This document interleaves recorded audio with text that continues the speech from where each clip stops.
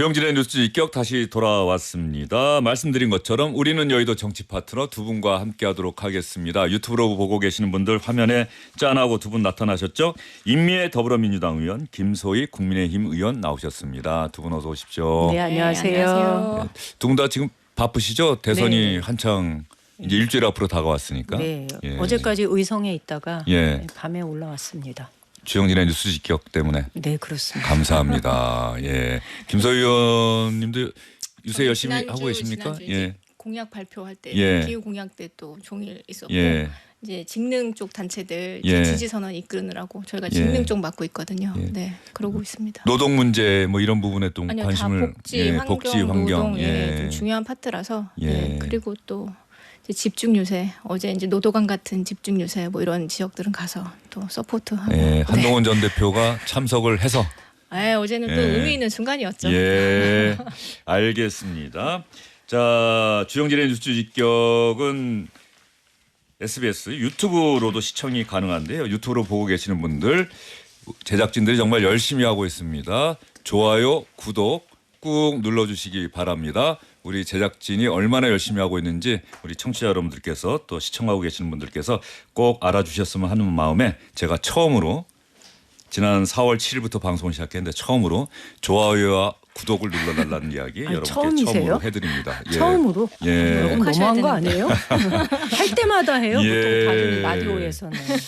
앞으로 제가 좀 더 각성해서 열심히 말씀을 해드리겠습니다. 좋아요와 구독 꼭 눌러주십시오.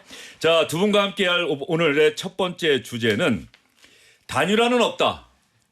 이준석 개혁신당 후보가 끊임없이 얘기했음에도 불구하고 국민의힘에서는 그래도 단일화 이 얘기가 계속 나왔는데 김용태 국민의힘 비대위원장의 발언이 오늘 달라졌습니다. 김용태 국민의힘 비대위원장의 이야기 그리고 이준석 개혁신당 후보의 오늘 오후 2시에 있었던 긴급 기자회견 이야기 여러분께 묶어서 전해드리겠습니다. 개혁신당에서 단일화할 생각이 없다라는 입장을 계속 밝힌다면 저희도 그 뜻을 존중할 필요가 있다고 생각이 들고요.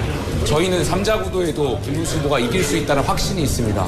비상계엄에 책임이 있는 세력으로의 후보 단일화는 이번 선거에 없습니다. 전광훈 목사를 풀어달라고 눈물 흘리는 영상이 돌아다닌 것 외에 김문수 후보가 보여준 국가 경영의 비전은 무엇입니까?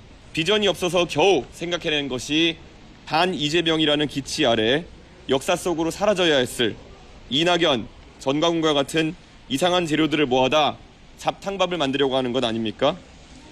둥근 사각형, 따뜻한 아이스 아메리카노처럼 존재할 수 없는 물건을 팔기 때문에 이재명 후보에 비해 비교 우위도 없는 것입니다.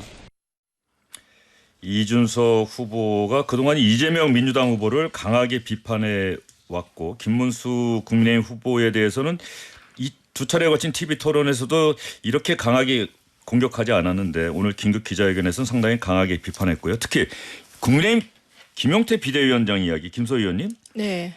저희는 3자 구도에서도 김문수 후보가 이길 수 있다는 확신이 있습니다. 개혁신당에 단일화할 생각이 없다는 입장 그 뜻을 존중할 필요가 있다는 생각이 듭니다. 물러선 네. 건가요? 물러섰다라고 하기엔 좀 그렇고 그 전에는 이제 김용태 비대위원장의 메시지가 조금씩 달라졌거든요. 네. 뭐 단일화 조건을 제시해라. 뭐 근데 이제 그 뜻을 존중하겠다. 그리고 우리 스스로도 이길 수 있다. 이렇게 메시지가 변동하긴 했지만 또 오늘 대변인 메시지는 그래도 그 자유민주주의와 법치주의를 지키려고 하는 국민들을 생각해서 단일화를 끝까지 한번 추진해 보겠다라는 메시지가 나왔기 때문에 저희는 단일화에 대한 생각은 가지고 있습니다. 그리고 예. 저희가 애초에 플랜이 한덕수, 이낙연, 이준석의 단일화 그런 시나리오를 선거 전략으로 갖고 있었기 때문에 예. 뭐 이준석 고문하고 또 단일화를 했으니까 저희는 마지막까지 조금 5%라도 희망의 끈을 갖고 좀 해보려고 합니다. 예. 아 이낙연 고문. 아니 이낙연 고문은 됐으니까 됐고, 예. 이준석 후보 같은 예. 경우 거의 안 될 거다라고 100% 안 될 거다라고 보시는 분들도 굉장히 많으시지만 그래도 한 가닥 희망을 갖고 예. 최선을 다해보려고 합니다. 내일이 시한 아닙니까? 29일부터 뭐, 예, 그렇죠. 사전 투표니까. 사전 투표 전에는 예. 이제 마무리가 돼야겠죠. 사전 투표 이제 투표율이 이제 많은 분들이 사전 투표가 거의 본투표다 이렇게 생각하셔서 네. 뭐 30% 이상 투표율이 나오기 때문에 네. 사실 사전투표 이후에 단일화를 의미 하면 없습니다. 그렇죠. 네. 그 전에 투표한 게 사표가 그렇죠. 되니까 네. 그렇죠. 네. 예. 그런데 이번에 사전 투표가 목요일 금요일이에요. 예. 그래서 과거에 보통 주말을 하루 끼고서 사전 투표를 했던 것에 비하면 투표율이 좀 떨어지지 않을까라는 우려는 좀 있고요. 그런데 저는 이준석 후보가 얘기한 것처럼 계엄령을 선포한 세력과는 정확하게 선을 긋겠다는 거잖아요. 예.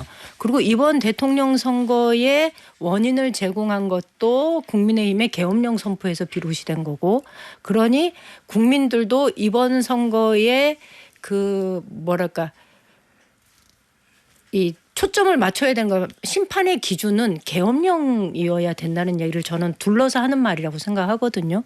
근데 그런 측면에서 본다면 국민의힘은 여전히 계엄령 선포에 대한 것도 반성도 안 했지만 인사를 등용하는 데 있어서도 여전히 그 선을 벗어나지 못하고 그 그늘 아래서 여전히 일을 하고 있기 때문에 계엄령과는 선긋고 싶어하는 의사가 전혀 없다라고 저희는 보고 있거든요. 예. 그러니까 정확하게 심판을 제대로 받아야 정신을 좀 차리는 정당이 아닐까라는 생각을 저는 좀 합니다. 자, 그러면 지금 두 분 말씀 들어봤는데 이번 대선이 왜 조기에 다음 달 3일에 열리게 됐는지 이 부분을 한번 생각을 해봐야 될 것 같고요. 그렇죠. 자, 조기 대선이 열리게 됐는데 그러면 조기 대선을 통해서 우리가 새롭게 만들려고 하는 나라는 또 어떤 나라인지 이 두 가지가 이번에 우리 유권자들의 투표를 결정하지 않겠습니까? 네. 네. 그러니까 앞부분은 이제 과거에 대한 그렇죠. 뭐 반성과 비판 네. 이런 것들이 있을 것이고 뒷부분은 미래에 대한 전망, 그렇죠. 희망 뭐 이런 것들을 담은 투표인데 네. 국민의힘이 과연 이 두 가지 부분에서 그 전통적인 지지층 말고 중도층에 있는 유권자들을 흡수하려고 하는 노력을 지금 과연 하고 있는가라고 하는 문제 제기 같은데 김소희 의원님 한번 답변해 주시죠. 네. 어쨌든 말씀 주셨던 것처럼 이번 선거가 우리 당의 그리고 우리 정부의 잘못으로 된 부분에 있어서 뭐 모든 이제 비대위원장부터 시작해가지고 사과한 케이스는 굉장히 많고요.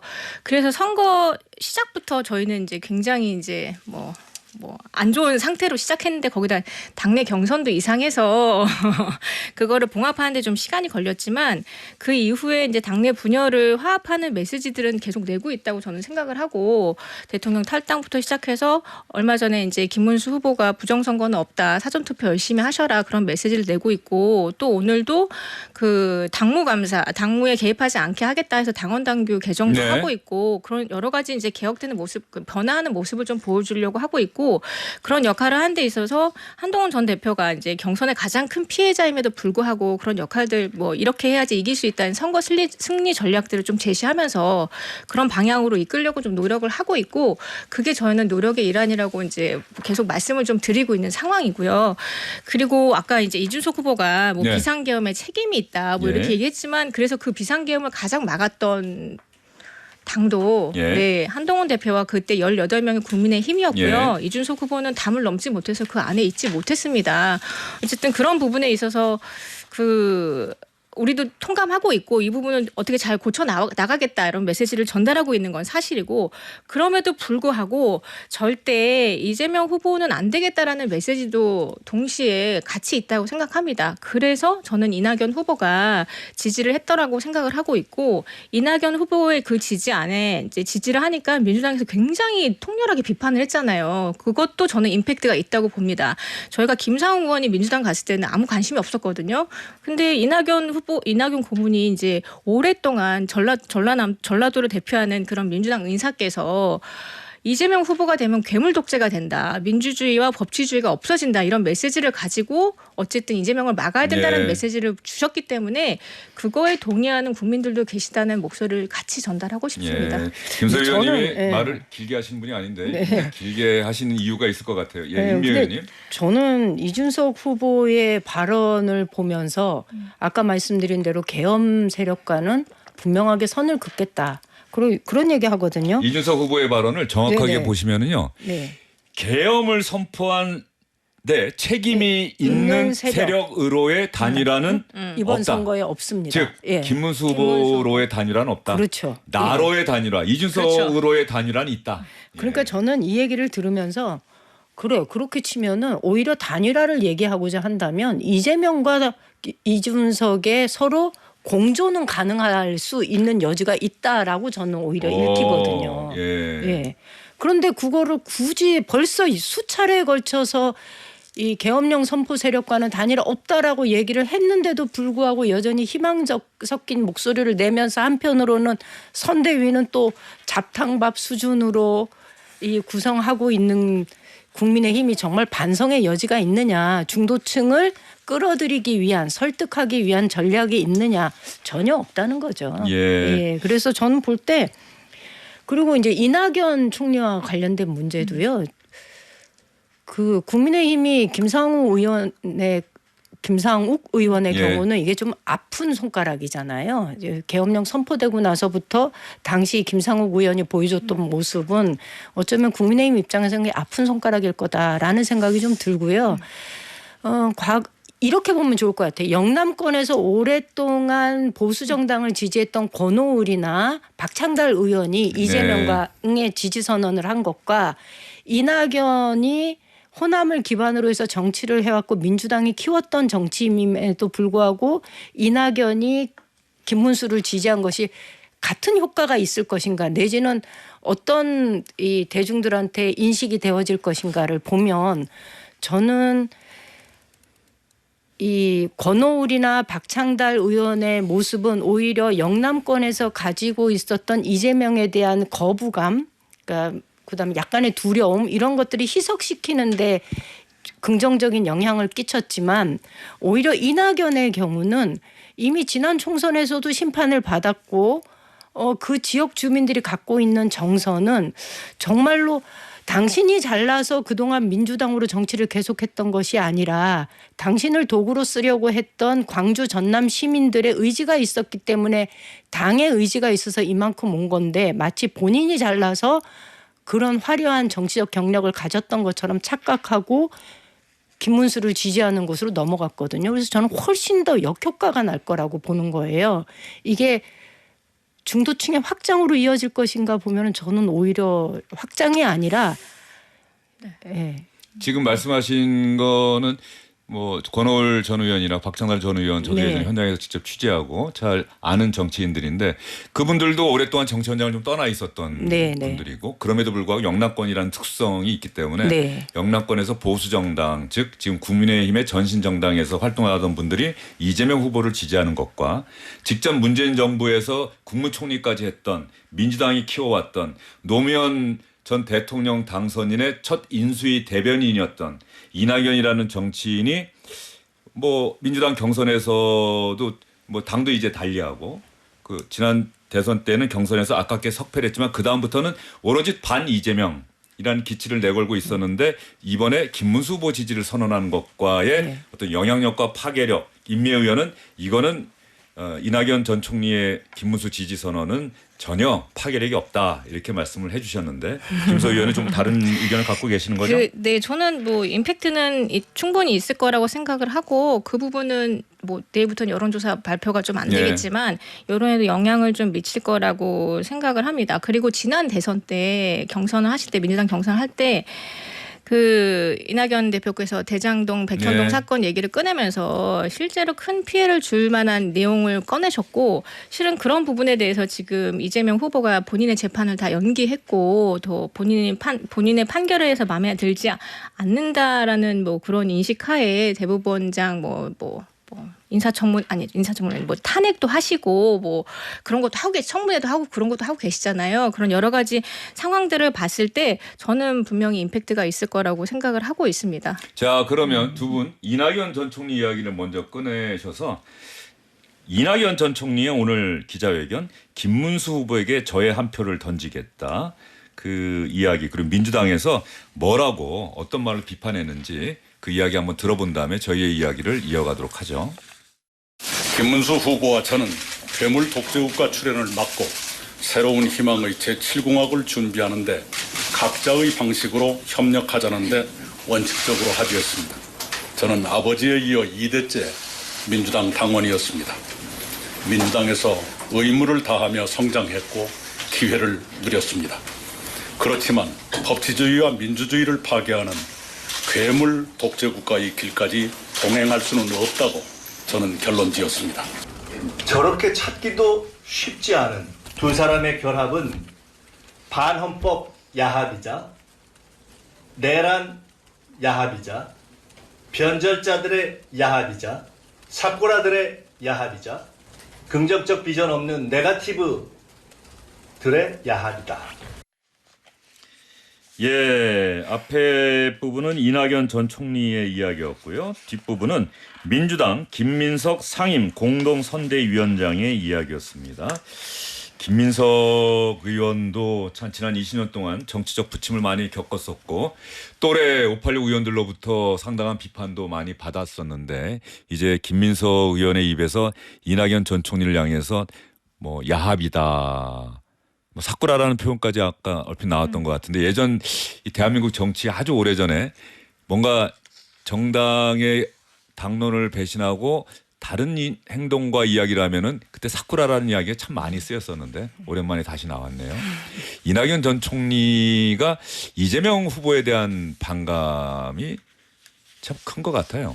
그러게 저는 예. 제가 볼 때 개인적인 감정이 굉장히 이렇게 꽉 맺혀져 있구나라는 생각이 좀 들고요. 이게 외연 확장으로 볼 것이냐 야합으로 볼 것이냐는 국민들이 평가를 해주실 당연하죠. 거라고 보는데 예, 국민들이 평가하는 거죠. 예. 그런데 제가 볼 때는 일반적인 정서를 비춰볼 때 저는 그렇게 플러스되는 효과를 내기보다는 이게 야합으로 평가될 가능성이 굉장히 많다. 그러니까 김민석 의원이 저렇게 강한 어조로 비판을 했지만 이미 이낙연 전 총리에 대한 정치적인 평가는 대중들 속에서 이미 이루어진 거다라고 저는 보거든요. 그래서 그분이 갖는 영향력이나 외연 확장력은 굉장히 제한적일 수밖에 없다라는 생각이 들어서 별로 그렇게 큰 걱정을 하지는 않습니다. 예, 큰 걱정을 하지 않는데 김민석 공동상임선대위원장은 왜 이렇게 강하게 그냥 무시해도 될 거를 왜 이렇게 그럼 지금 논리대로라면 전 저 같으면은 예. 그냥 넘어가요. 예. 뭘 저걸 그렇게 세게 합니까? 이러니까 존재감이 있는 사람도 이러니까 아닌데. 정세균 전 국무총리가 처음으로 그동안 가만히 있다가 처음으로 오늘 공개적으로 이재명 후보를 지지한다고 선언을 네. 했더라고요. 나와 정세균 전 총리와 이낙연 전 총리가 뭐 경쟁자이기도 하고 그러면서 또 사이좋게 지역구 서울 종로도 네. 물려주기도 하고 그런데 전남과 네. 전북에 돈독한 관계였는데 정세균 전 총리가 오늘 짠하고 나타나서 나는 이낙연과 다르다라는 모습을 또 보여준 것 그러니까 같아요. 저는 김민석 최고가 굳이 저렇게까지 세게 할 필요 없는데 그렇게 할 만큼 시간을 들일 만큼 이렇게 의미 있고 존재감 있는 그래서 민주당에서 지지를 하던 사람들이 이낙연을 따라가서 뭔가 김문수로 지지를 돌릴 만큼의 그런 영향력 있는 사람 아니다. 예. 영향력은 저는 있었다고 보고요. 예. 민주당이 저렇게 갑자기 벌떼같이 맹비난을 하는 거는 다 사연이 있지 않을까 하는 국민은 그렇게 생각하실 것 같고 저희가 말씀드렸던 선거 전략상 이제 차례로 단일화하는 그런 과정에서 저는 조금 좋은 시그널을 주지 않았을까 싶어서 그래서 이제 이준석과의 단일화를 조금 더 박차를 가하려고 했는데 또 이준석이 이제 또 기자회견을 하면서 강한 부정을 하길래 저 강한 부정은 그래도 또 단일화에 대한 희망이 조금 있나 하는 강한 긍정으로도 또 해석이 될 가능성이 있어서 그래서 저희는 저희 선거 전략상 나쁜 시그널은 아니었다라고 그렇게 평가를 좀 하고 있습니다. 자, 이준석 후보 이야기로 다시 돌아왔으니까 여기서 가만히 생각해 볼 만한 대목이에요. 의외로 이재명 후보는 그러니까 공식 선거운동이 시작된 뒤로 상당히 신중하고 조심스러워하면서 어떤 선거운동을 한다는 느낌을 줬고 뭐 반면에 김문수 후보나 이준석 후보는 좀 공세적이다라고 하는데 특히 이준석 후보는 뭐 단기 필마이기도 하고 이번에 뭐 집에 날아온 공보문을 보니까 두께도 뭐 이재명 후보나 김문수 후보에 비해서 상당히 얇더라고요. 4페이지짜리였나요? 4페이지 두 쪽, 예. 4쪽짜리, 4쪽짜리였는데 오늘 기자회견에서도 보면 원내 189석 부패 골리앗 이재명을 막을 수 있는 방법은 단 하나뿐 압도적으로 새로운 다윗이 나서야 한다. 계엄 세력도 포퓰리즘 세력도 모두 밀어내야 한다. 대통령을 두려워하는 나라가 아니라 대통령과 토론할 수 있는 나라를 만들겠다. 총통이 아니라 국민의 시대를 열겠다. 이 이준석 후보는 그러니까 지역을 다니면서 유세하고 우리가 흔히 생각하는 대선의 어떤 선거 운동의 형태보다는 그 와중에도 끊임없이 SNS에 글을 올리고 끊임없이 기자회견하고 기자들하고 계속 만나고 이게 아마 선거 자금이나 조직이 부족한 후보가 선택할 수 있는 맞아요. 방법일 수는 있는데 그럼에도 불구하고 이 단일화라고 하는 이게 전국의 어떤 화두가 되면서 이준석 후보가 언론에 제일 많이 맞아요. 오르내리고 있지 않나 하는 생각도 좀 들어요. 아주 많죠. 진짜 예. 판을 키우는 데서 굉장히 영리하게 선거 예. 운동을 하고 있구나라는 생각을 첫 일성이었고요. 2시 20분에 예. 기자회견 한다고 했을 때. 그래서 이제 한편으로는 판을 확 키운 다음에 본인의 목소리를 가지고 뭔가 역할을 하지 않을까 하는 그런 희망이 있어서 저는 한 5% 정도 그 생각을 가지고 예. 있었던 거죠. 예. 이준석 후보의 어떤 파괴력, 확장력에 대해서는 이미 의원은 어떻게 평가하세요? 저는 본인이 애초에 의도했던 대로 아주 레이스를 잘 밟아오고 있다. 거기다가 TV 토론에서도 보여준 모습이 어쩜 많은 사람들한테는 굉장히 싸가지 없다. 내지는 뭐 이게 토론 태도가를 지적받을 정도의 이 모습을 보이긴 했지만 본인의 지지자를 향해서는 확실하게 표를 얻으려고 하는 전략적인 모습을 보여주어서 어쩌면 이준석답다라는 생각을 합니다. 그런데 대통령 선거라는 것은 혼자서 할 수 있는 게 아니잖아요. 거기다가 대통령이 당선된다고 하는 것은 당이 공동으로 그 정권을 이끌어 나간다는 거기 때문에 그런 면에 있어서는 이준석 후보가 반짝이는 측면이 있을지는 모르나 이분이 당을 이끌어오는 과정을 보면 여전히 많은 부분에서 미숙하고 더 성장해야 할 정치인이라는 것을 그동안 보여줘 왔다라는 생각이 들어요. 그래서 반짝거리는 빛은 있다. 그런데 저 빛이 지금은- 장기적으로 갈까? 네. 이 생각은 좀 네. 들지요. 임미애 의원님 생각은 지금은 이재명이고. 그렇죠. 아니 근데 저는 지금은 이재명이지만 앞으로 그러면은 이준석일 수 있겠느냐. 저는 오히려 이번 토론회를 보면서 저 사람이 가지고 있는 정체성이라는 것에 대해서 저는 조금 의문을 가져요. 여전히 국민들을 전체적으로 보고 화합해내고 토론하고 이렇게 통합해내는 이런 정치인의 리더십을 보여주는 것이 아니라 어떤 사안이든지 간에 본능적으로 갈라치기를 아주 잘하는 정치인이에요. 그래서 그것도 타고났구나. 그래서 어떨 때는 정치 평론을 하면 굉장히 뛰어난 실력을 보여줄 것 같은데 직접 정치를 하기에는 제가 볼 때는 통합의 리더십을 만들어내기에는 한계가 많은 리더라는 것을 이번 토론 과정에서 좀 보여줬어요. 그래서 저는 오히려 토론하기 전에는 이준석 후보에 대해서 언젠가는 이준석 시대가 열릴 수도 있겠다라는 생각을 한편으로는 했었는데 이번 과정을 보면서 저는 오히려 그 생각을 접고 저분은 직업을 바꿔야 되겠구나 이런 생각을 좀 한 거죠. 예, 이준석 후보는 아마 그럴 생각이 전혀 없을 것 같아요. 없겠죠. 예. 저희가 무슨 이준석 후보 상대방 후보니까 예. 뭐 이렇게 막 칭찬해야 될 이유는 없겠지만 예. 네. 저는 이준석 후보는 본인이 가지고 있는 위치를 굉장히 토론회나 선거 전략에서 아주 극명하게 나타내면서 본인의 몸값을 확실히 올렸다는 데 있어서는 굉장히 영리하다고 생각하고 예. 보수의 개혁을 얘기했던 저는 젊은 정치인이기 때문에 저희 보수의 개혁을 얘기하고 있는 그런 지지자분들께서는 또 한편으로는 뭐 가능성 있는 후보다라고 평가를 좀 해주셨을 것 같기도 하고 토론 봤을 때 그 갈라치기 한다고 했던 건 오히려 공격을 당했던 1등 후보인 이재명 후보가 그런 발언을 제일 많이 했었고 어떤 구체적인 내용에 대해서 질문을 할 때 너무 답을 못 하시고 극단적이시네요라고 해서 20대 사이에서는 거의 밈처럼 유행하지 않았습니까? 이제 예. 그런 부분에 있어서는 전략적으로 잘한 것 같다는 생각이 듭니다. 예. 저는. 그래서 오늘 나온 이제 여론조사가 오늘이 27일이죠. 오늘까지 실시한 여론조사는 앞으로 대선 때까지는 보도는 할 수 있어요. 오늘까지 실시한 여론조사는. 오늘까지, 네. 다만 내일부터는 내일부터 실시하는 여론조사의 결과는 공표할 수가 없는 거죠.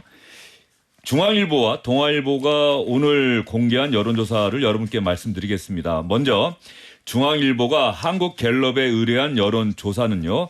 지난 24일부터 25일까지 이틀 동안 100% 무선전화 면접 방식으로 실시했고요. 전체 질문지 등 자세한 내용은 중앙선거여론조사심의위원회 홈페이지 중앙일보와 한국갤럽 홈페이지 보시면 됩니다. 동아일보는 리서치앤리서치에 의뢰해서 지난 24일부터 이틀 동안 100% 무선 전화 면접 방식 똑같은 방식입니다. 자세한 내용은 역시 동아일보나 리서치앤리서치 홈페이지 중앙선거여론조사심의위원회 홈페이지 보시면 됩니다. 자, 분명히 말씀드렸고요. 중앙일보 여론조사 지금 화면에는 중앙일보 한번 볼까요? 중앙일보의 차기 대통령 선호도 이재명 후보 49, 지금 유튜브 보고 계신 분들은 이제 맨 왼쪽에 김문수 후보가 35, 이준석 후보가 11 이렇게 나옵니다. 이게 아마 옆에 있는 자그맣게 허공에 떠 있는 숫자는 일주일 전 지난번 조사 때 숫자겠죠? 이재명 후보는 변함이 없고 김문수 후보는 2%포인트, 이준석 후보도 2%포인트 올랐어요.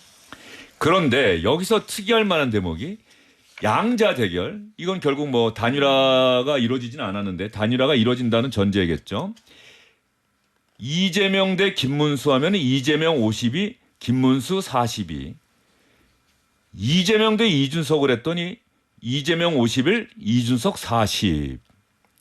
여기서 이준석 후보가 상당히 그동안의 어떤 이 가상 양자 대결에서는 20% 뭐 많아야 30% 정도 넘겼었는데 40을 기록했다는 점이 중앙일보 여론조사에서 상당히 눈에 띄는 대목이고, 이런 양자 대결에서도 김문수 후보와의 격차가 2%포인트밖에 오차범위 아니다라고 하는 부분. 자, 동아일보 볼까요? 동아일보를 보면 이재명 45.9. 이건 단일화 양자 대결 그냥 가네요. 예, 제가 이거는 말씀만 드릴게요. 이재명 45.9, 김문수 34.4, 이준석 11.3. 이 3자는 대략 비슷합니다. 특히 김문수, 이준석 후보는 거의 중앙일보 여론조사와 비슷한데 이재명 후보만 중앙일보는 49, 동아일보는 45.9. 양자 대결에서 이재명 대 김문수, 이재명 50, 김문수 41.6. 중앙일보랑 거의 비슷해요. 그런데 이재명 대 이준석 했더니 이재명 49.3, 이준석 34.9 이렇게 나와 있고요. 약간 여기서는 이준석 후보가 34.9, 이재명 후보는 전반적으로 큰 수치는 아닙니다만 김문수 후보와 양자 대결 때 수치보다는 이준석 후보랑 양자 대결 때 이재명 후보 수치가 1이나 2%포인트 정도 좀 아래로 내려온다는 점이 좀 눈길을 끄는 대목이고요. 특히 김문수, 이준석 후보의 단일화 찬반에 대해서 찬성과 반대가 41.5 대 42.2고요. 또 하나 주목할 만한 대목이 김문수 후보로 단일화할 경우 이준석 후보를 지지하는 사람들이 얼마나 가느냐. 47.7%만 가고 오히려 24.4%가 이재명 후보 지지로 옮긴다. 그런데 이준석 후보로 단일화할 경우에 김문수 후보 지지자들의 표심은 이준석 후보로 62.5, 이재명 후보로는 4.1, 거의 이재명 후보로는 가지 않는다. 이런 특징이 있다는 것이고요. 그럼에도 불구하고 단일화 적합 후보라는 이 부분에 대한 질문에는 김문수 45.4, 이준석 25.9, 잘 모름, 없음이 28.7 이렇게 나와 있습니다. 아마 이준석 후보가 오늘 긴급 기자회견을 열어서 김문수 후보가 사퇴하고 이재명 대 이준석, 이준석 대 이재명으로 가야 이번 대선에서 보수 진영이 승리할 수 있다라고 이야기한 하나의 중요한 근거가 오늘 나온 이 중앙일보, 동아일보 여론조사일 것 같은데, 그동안의 흐름과는 좀 이준석 후보가 조금 더 올라갔고 김문수 후보도 뭐 여전히 2%포인트 정도는 상승세를 보였다라고 하는 부분이고, 이재명 후보는 비슷한 흐름. 다만 3자 구도로 간다고 한다면 이재명 후보가 조금 뭐 처음 시작할 때보다, 공식 선거운동 시작할 때보다 조금 떨어졌다고 하더라도 아직은 오차범위 밖에서 김문수 후보와 이준석 후보를 앞서 나가고 있다라는 게 오늘까지의 여론조사 흐름인 것 같아요. 자, 이 여론조사 결과 자세히 말씀드렸는데 이번에 인민위원회 한번 이 여론조사 흐름을 보고, 그동안 사실 민주당이 지난주 후반부부터 좀 긴장하는 모습을 보였잖아요. 네네. 여론조사가 조금 우리가 생각했던 것과 다르게 네. 저 보수 결집이 이루어지는 것 같다, 뭐 이런 그 우려도 표명했고 긴장하자 이랬는데 오늘 조사 보니까 어떻습니까? 저는 아까 보면서 무슨 생각이 들었냐면 한번 두 가지인데요. 다시 한번 보면서 네. 이야기를 한번 해보시죠. 예. 한번 보여주시겠어요? 예, 중앙일보 네. 거를 보여드릴까요? 동아일보 보여드릴까요? 동아일보 거. 동아일보 거. 네. 예. 저기 보면은 단일화 찬반이 팽팽해요. 예. 반대가 조금 높지요. 근데 뭐 오차범위 네. 아니니까 거의 의미 그렇죠. 없는 근데 거예요. 예. 저렇게 팽팽하다는 거는 저는 이미 보수 진영에서 차기 리더를 내지는 국민의힘을 심판하려고 하는 의사가 저기 반영이 된 거다라고 보는 겁니다. 오히려 그 부분에 주목하신다 이거죠. 그래서 저는 저 지표가 되게 저한테는 눈에 띄는 거고요.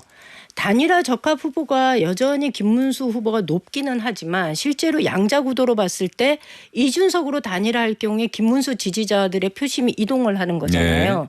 이재명 쪽으로 가지 않고 이동하거든요.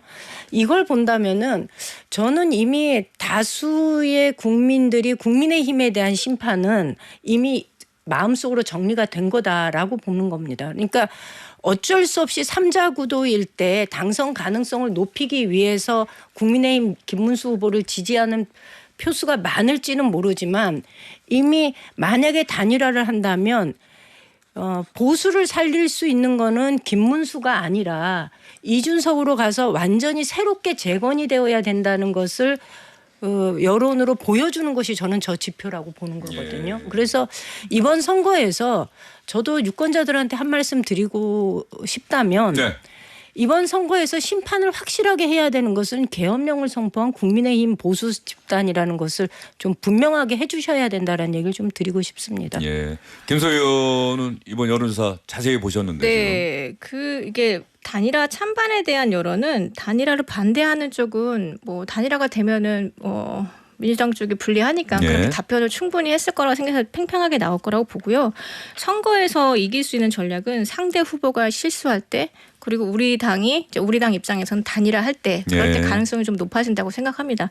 민주당이 긴장을 했던 까닭은 그동안은 리스크를 최소화하기 위해서 조심하셨는데 조금 지지율이 오르신다고 실언들을 좀 하셨잖아요. 뭐 커피 원가 120원 발언, 호텔 경제학 발언 같은 경우 하면서 그리고 또 이제 비법조인을 대법관을 임명하겠다는 그런 여론이 안 좋아지는 부분에 또 이재명 후보가 또 그거는 자중하라 이런 메시지까지 내면서 지금은 때가 아니다. 네, 지지율을 약간 여론에 영향을 미칠 만한 발언들을 좀 하시면서 지지율에 영향을 좀 미쳐주셨다고 생각을 하고 있고 여기 보시면 국민의힘 지지층은 단일화 찬성에 대한 게 압도적으로 높습니다. 이게 어떤 의미냐면은 이준석이랑 단일화했다고 이준석의 표가 우리한테 올 거라고 생각하지 않습니다. 그럼에도 불구하고 이렇게 되면 투표를 안 하겠다라고 마음먹으신 분들이 투표를 하러 나가실 수 있는 가능성이 좀 높아지거든요. 저희는 지금 이미 우리 정당한테 이제 실망을 하셔서 아이라 난 투표 안 할란다 이번에 이렇게 말씀하신 분들이 다시 한번 결집할 수 있는 그런 중요한 포인트가 되지 않을까 그렇게 생각하고 있어서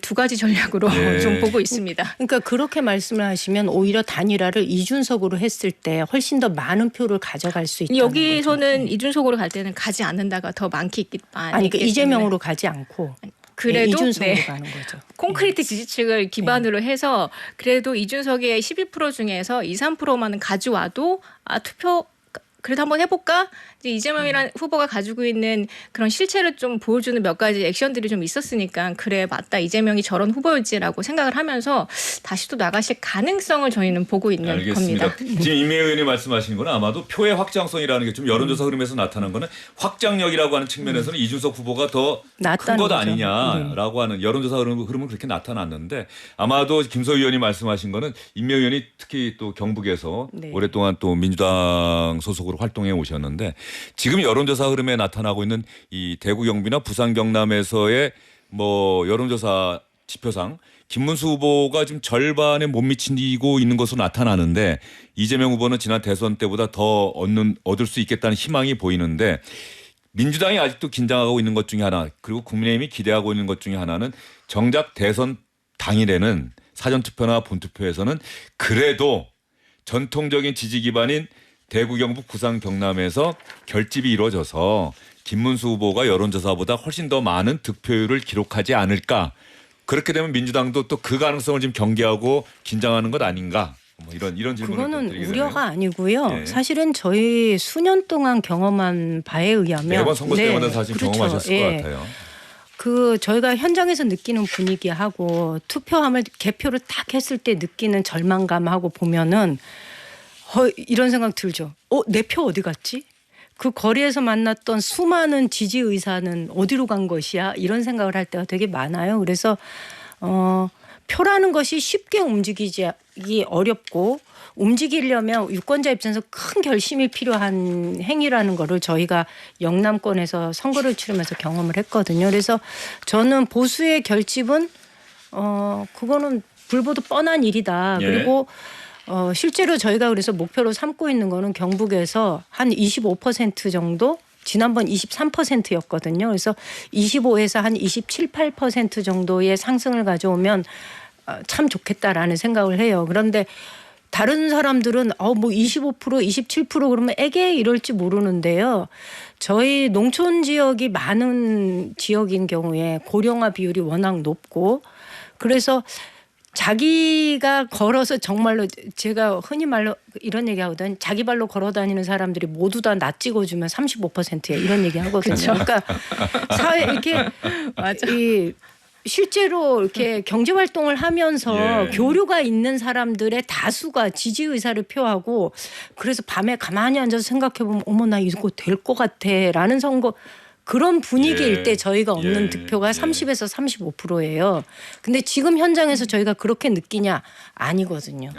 예, 그리고 점점 그전에는 민주당에 대한 약간의 이 부정적인 목소리를 막 적극적으로 내지 않았어요. 최근에 예. 선거 우리가 경험한 바에 의하면 그래서 와 분위기 너무 좋으네 이랬는데 요 며칠 사이에 저희가 느끼는 거는 이제는 국민의힘 지지 의사를 좀 적극적으로 표현하면서 저희들한테 공격적으로 예. 이 거부 의사를 표시하는 게 늘어난 걸로 봐서 표의 결집은 뭐 이루어지고 있다. 그것까지 이렇게. 이미 네. 다 민주당은 대비하고 생각하고 네. 움직이고 있다. 네, 예. 그래서 저희는 뭐 목표치로 잡고 있는 예. 게 알겠습니다. 뭐 여론조사 이야기를 뭐 김서 의원님 덧붙이실 말이 있습니까?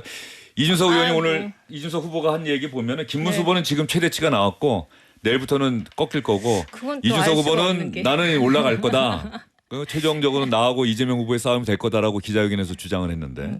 이게 저희 이제 어쨌든 이제 처음에 잠깐 말씀드렸지만 한동훈 전 대표가 어제 드디어 이제 같이 손들면서 네. 김문수 후보 지지 유세를 해줬잖아요. 저는 그게 지금 그 다음 여론조사에 어떤 식으로든지 좀 반영이 될 거라는 그런 생각이 좀 들고요. 그리고 5.18 행사 전에 김문수 후보가 광주를 방문했었는데 그때 5.18 묘지에서 동료 묘지를 대하면서 했었던 그 반응들을 호남에 계신 분들은 다 공유를 하고 계세요. 예. 그래서 저희가 호남에서 이번에 지지율도 조금은 더 나아질 것 같다는 그런 기대감이 좀 있고요. 그러다 보니 단일화에 대한 기대감을 가지고 계속 노력을 할 수밖에 없는 그런 상황입니다. 예. 한 표만 이겨도 이기는 겁니다. 선거는. 예, 물론 그래서, 그렇죠. 네. 예, 그래서, 알겠습니다. 네. 마지막까지 최선을 다하는. 예. 자, 그러면 지금 한동훈 전 대표 이야기 하셨으니까 한동훈 전 대표가 지원 유세를 하다가 그동안 쭉 혼자 했는데 어제 짠하고 이른바 노도강 요즘 뭐 다들 줄여서 쓰니까 저도 가끔 가다가 찾아봐야 돼요. 노도강 어디지? 노원, 도봉, 예, 노원, 강북입니다. 도봉, 강북. 서울의 이른바 국민의힘으로서는 험지라고 네, 하는 네.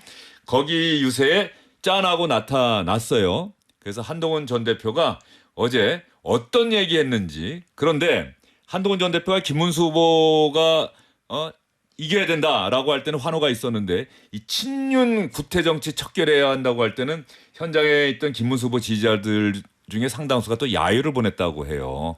그래서 저희가 한동훈 전 대표 이야기를 여러분께 들려드리겠습니다. 뭐 야유는 안 들릴 수도 있는데 일단 한동훈 전 대표가 어떤 이야기 했는지 한번 들어보시죠. 중도층이 결국 승패를 좌우할 겁니다. 그분들이 바로 여기 이 김문수 후보를 찍게 만들어야 합니다. 저는 그러기 위해서 우리가 계엄 옹호론, 부정선거 음모론과 확실하게 선 긋고 친윤 구태 정치와 확실하게 개혁할 것이라는 얘기해서 승리의 길로 가야 한다고 생각합니다. 여러분 제 말 믿으십시오. 그러면 이깁니다. 자, 야유죠, 야유. 예, 한동훈 네. 전 대표가 목소리를 높이는데 맨 끝에 여러분 제 말 믿으십시오라고 하는 게 아마 야유가 나오니까 맞습니다. 거기에 네. 대해서 한동훈 전 대표가 내 말이 맞다. 제발 믿어달라. 자, 계엄 부정선거 확실하게 선 그어야 하고 친윤 구태 정치 확실하게 청산해야 한다라고 얘기를 했어요. 네. 김문수 후보는 한동훈 전 대표 저보다 인기가 많아요. 저랑 경쟁하셨는데 자 우리 함께 손잡으면 이길 수 있습니다 하고 외쳤어요. 그런데 하루가 지나서 오늘 윤상현 어제 이거 발표는 어제 이루어졌어요. 이른바 친한동훈 전 대표와 친하다고 하는 배현진 의원, 박정훈 의원을 공동선거대책위원장에 임명을 하면서 윤상현 의원을 또 공동선거대책위원장으로 임명을 했어요. 윤상현 의원은 이미 비상계엄 선포 이후에 윤석열 전 대통령의 최측근이다. 뭐 이미 자타가 공인하는 최측근 아닙니까? 그랬더니 한동훈 전 대표와 친한 조경태 의원이 자 이런 인사를 해? 그러면 나는 이제 선거운동 못해. 선거운동 중단할 거야. 다른 의원들 정치인들도 참 힘 빠지게 하는 인사네. 이거 철회해야 해. 철회하지 않으면 나도 어쩔지 몰라.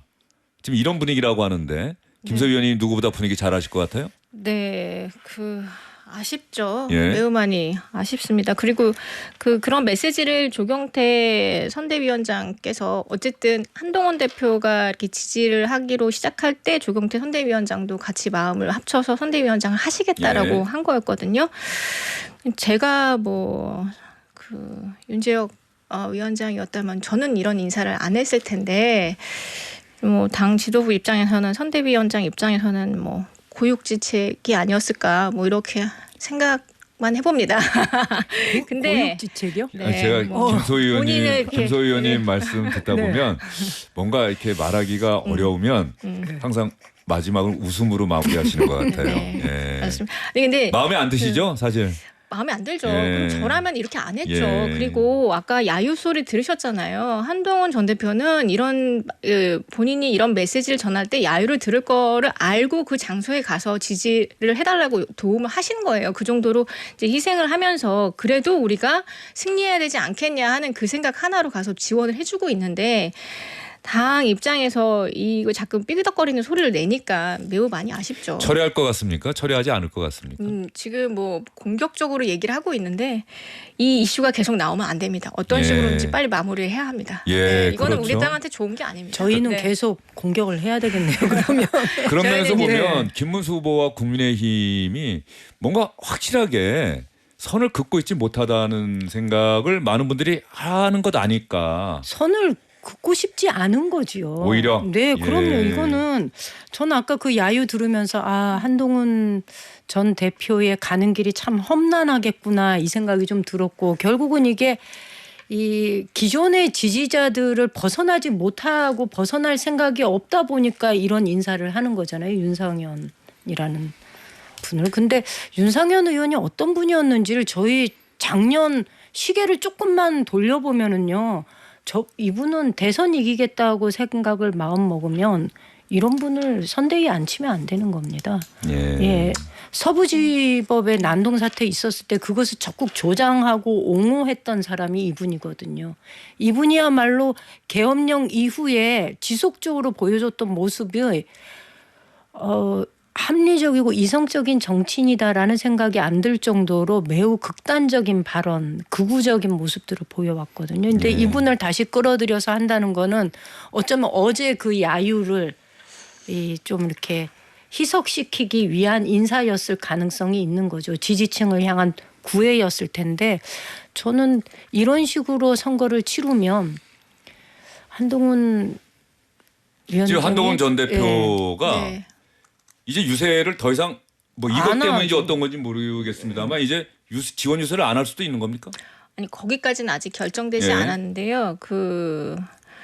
일단 기운이 빠지는 건 사실이니까 또 그럼에도 모레인가 불구하고 사전투표 첫날 광주에서 투표한다는 일정은 변함없이. 네 그거는 근데 원래 가시기로. 광주에서 사전투표한다는 얘기는 사전투표하고 나서 광주를 중심으로 한 호남 지원 유세를 하겠다는 뜻이었을 텐데 지금 아직 결정된 바는 없는데 예. 네, 원래 말씀 주셨던 것처럼 선거 요새까지 같이 하려고 했고 하루 이틀 사이에 오늘 또 토론회도 있고 하니까 또 상황을 좀 지켜봐야 되지 않을까 그렇게 생각을 하고 있습니다. 네. 한동훈 전 대표 어떤 이야기 어떤 생각을 갖고 있는지 잘 모르겠습니다만 잘 아시는 분들 이야기는 지금으로서는 공개적으로 이야기하기는 어렵다. 네. 다만 저들이 저런 선택을 했으니 나는 땡땡땡 이런 그래도 예. 사전 투표를 독려하기 위해서 예. 광주 아까 좀 전에 말씀드리지 않았습니까? 광주가 가지고 있는 지금 민심이 조금 움직이는 그런 부분에 대해서 어쨌든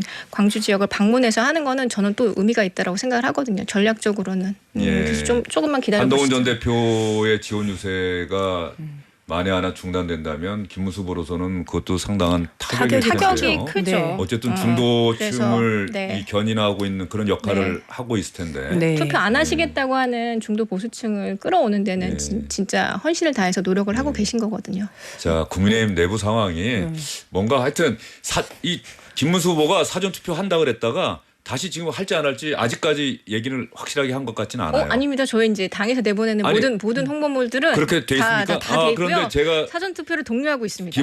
그건 그런데 네. 김문수 후보가 사전 투표를 하겠다는 듯한 의사 표시를 했다가 다시 그 사전 투표 할지 안 할지는 아직까지 미정이다라고 하는 부분. 저는 그렇게 기사를 그게 봤어요. 대변인 예. 통해서 나왔나요?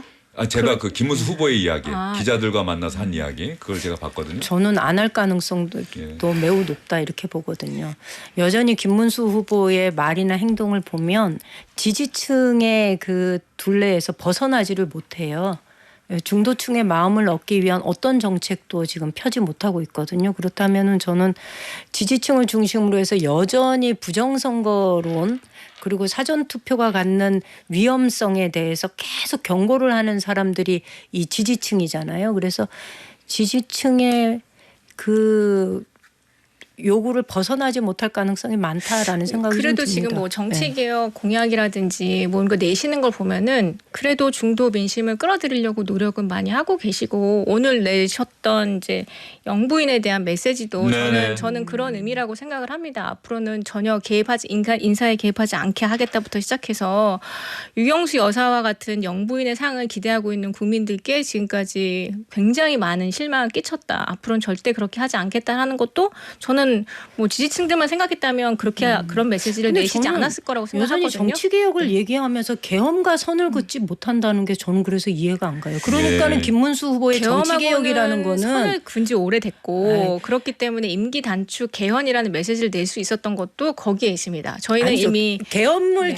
계엄령을 선포했던 집단도 개헌은 얘기했어요. 임기 단축 개헌은 얘기를 했었거든요. 그러니까 근데 이재명 정치 후보는 개혁 임기 얘기를 단축 하려면 얘기를 안 하시고 네. 계시잖아요. 아니 저는 그거는 그게 지금이 시기가 아니라는 제일 거지. 중요한 메시지라고 봅니다. 왜냐하면 아니 그게 아니고 지금이 시기가 아니라는 거지. 그러한 논의 자체를 안 한다거나 그런 주장에 대해서 반대한다거나 이런 얘기는 아니거든요. 예, 알겠습니다. 두 분이 또 충분히 그동안의 모습과 다르게 지금 마지막에 갑자기 두 분 사이에 치열한 또 토론이 벌어졌는데 김문수 후보 국민의힘 선대위 관계자가 조금 전에 한 신문 기사 보니까 김 후보도 29일에 사전 투표를 할 계획이다. 원래는 인천에서 투표할 예정이었지만 오늘 내일 일정이 조정되면 투표 장소가 바뀔 가능성도 있다. 이렇게 관계자 발로 기사가 나왔기 때문에 김문수 후보가 본인의 입으로 어떻게 또 이야기할지는 좀 봐야 될 것 같다는 말씀 드리고요.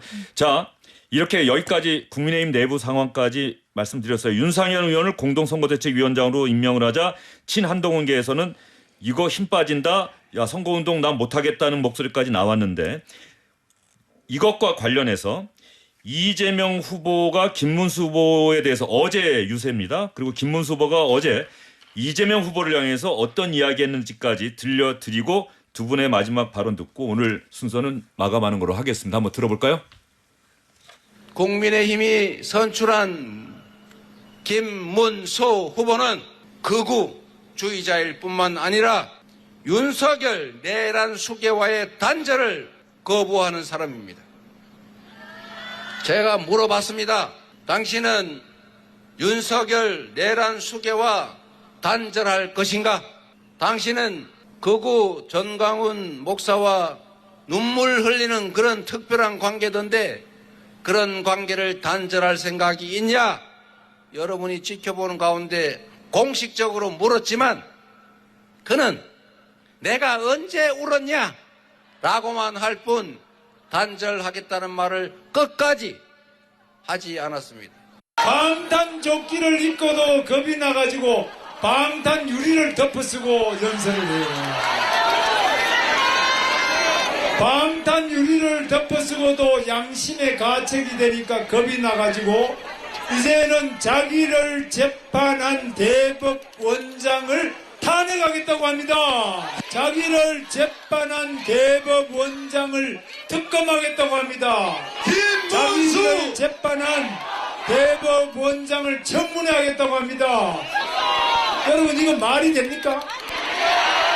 전 세계 사법 역사상 이런 게 없습니다. 뿐만 아닙니다. 자, 두 후보 발언이 길어서 여기서 또 마무리를 해야 되겠네요. 일단 두 분 오늘 수고 많으셨습니다. 네, 강정희님, 감사합니다. 김태환님 두 분 말씀하시는 거 정말 좋았다고 글 남겨주셨어요. 감사합니다. 자, 오늘 저녁 8시 마지막 TV 토론이 진행됩니다. 오늘 TV 토론 보시고 누구에게 투표할지 여러분 결정해 보시죠. 주영진의 뉴스 직격 오늘은 여기까지입니다. 감사합니다.